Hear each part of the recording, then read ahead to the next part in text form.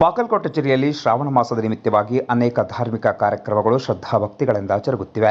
ಹೀಗಾಗಿ ಜಮಖಂಡಿ ನಗರದ ಸದ್ಗುರು ಶ್ರೀ ಗಿರಿಮಲ್ಲೇಶ್ವರ ಮಹಾರಾಜರ ಮಠದಿಂದ ಸುಕ್ಷೇತ್ರ ಯಲ್ಲಟ್ಟಿ ನರಸಿಂಹೇಶ್ವರ ಮಠದವರೆಗೆ ಭಕ್ತಾದಿಗಳು ಪಾದಯಾತ್ರೆಯನ್ನು ಆರಂಭಿಸಿದ್ದಾರೆ.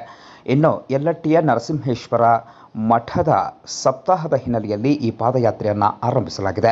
ಇಂಚಿಗೇರಿ ಸಂಪ್ರದಾಯದ ಮಹಾರಾಜರಾದ ಪ್ರದೀಪ್ ಮೆಟಗುಡ್ ಅವರು ಈ ಕುರಿತು ಮಾತನಾಡಿದ್ದು, ನರಸಿಂಹೇಶ್ವರ ಸಪ್ತಾಹದ ಹಿನ್ನೆಲೆಯಲ್ಲಿ ಪಾದಯಾತ್ರೆಯನ್ನು ಆರಂಭಿಸಲಾಗಿದೆ. ನಗರದ ಸದ್ಗುರು ಗಿರಿಮಲ್ಲೇಶ್ವರ ಮಹಾರಾಜರ ಮಠದಿಂದ ಈ ಪಾದಯಾತ್ರೆ ಜರುಗಲಿದೆ ಎಂದು ಅವರು ಹೇಳಿದ್ದು, ಈ ಸಂದರ್ಭದಲ್ಲಿ ಮಾತನಾಡಿದ್ದು ಹೀಗೆ.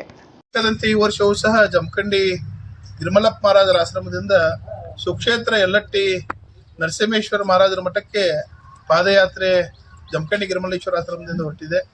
ಸುಕ್ಷೇತ್ರ ಯಲ್ಲಟ್ಟಿಯಲ್ಲಿ ನರಸಿಂಹೇಶ್ವರ ಮಹಾರಾಜರ ಸಪ್ತಾಹ ನಿಮಿತ್ತವಾಗಿ ಹೊರಟಿರ್ತಕ್ಕಂಥ ಈ ಪಾದಯಾತ್ರೆ ಪ್ರತಿ ವರ್ಷ ಬಹಳ ಸಡಗರದಿಂದ ಎಲ್ಲ ಯುವಕರುಗಳು ಹಿರಿಯರು ಸೇರಿಕೊಂಡು ಪಾದಯಾತ್ರೆಯನ್ನು ಹೋಗ್ತಕ್ಕಂಥ ವಾಡಿಕೆ. ವಿಶೇಷವಾಗಿ ಗಿರಿಮಲ್ಲಪ್ಪ ಮಹಾರಾಜರ 9 ಮಂದಿ ಅಗ್ರಗಣ್ಯ ಶಿಷ್ಯರಲ್ಲಿ ಒಬ್ಬರಾಗಿರ್ತಕ್ಕಂತಹ ನರಸಿಂಹೇಶ್ವರ ಮಹಾರಾಜರ ಸಪ್ತಾಹ ರಕ್ಷಾಬಂಧನ ದಿನ ಅಂದರೆ ಹುಣ್ಣಿಮೆಯ ದಿನ ಪುಷ್ಪವೃಷ್ಟಿಯೊಂದಿಗೆ ಮಂಗಲಗೊಳ್ಳುತ್ತದೆ. ಅದಕ್ಕಿಂತ ಒಂದು ಪೂರ್ವವಾಗಿ ಮುಂಚಿತವಾಗಿ ವಿವಿಧ ಗ್ರಾಮಗಳಿಂದ ಇದೇ ರೀತಿ ನಾವು ಏನು ಜಮಖಂಡಿ ಗಿರಿಮಲ್ಲೇಶ್ವರ ಆಶ್ರಮದಿಂದ ಪಲ್ಲಕ್ಕಿ ಹೊರಟಿದ್ದೇನೋ ಇದೇ ರೀತಿ ಪಾದಯಾತ್ರೆಯಲ್ಲಿ ಅನೇಕ ಪಾದಯಾತ್ರೆ ಆಗಮಿಸಿ ಊರಿನಲ್ಲಿ ಪ್ರದಕ್ಷಿಣೆಯನ್ನು ಹಾಕಿ ಪಾದಯಾತ್ರೆಯನ್ನು ಸಂಪನ್ನಗೊಳಿಸ್ತೇವೆ.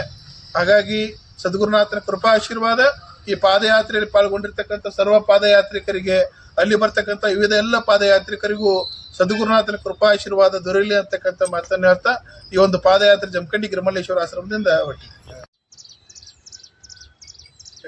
ನಾವು ನೋಡ್ತಿರ್ತಾರೆ ಶಿಸ್ತು